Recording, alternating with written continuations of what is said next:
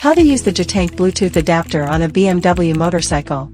Locate the port inside the motorcycle storage compartment. Plug the GITANK device into the motorcycle's USB and AUX port and wait for the indicator light to flash. Press the SRC button on the motorcycle to switch to USB mode. Now go to your phone's Bluetooth settings, scroll down, and select GITANK 300M. Once connected, return to the motorcycle. Now we're plugged in and paired. The screen will switch to display iPod like this. This means the GITANK is fully connected.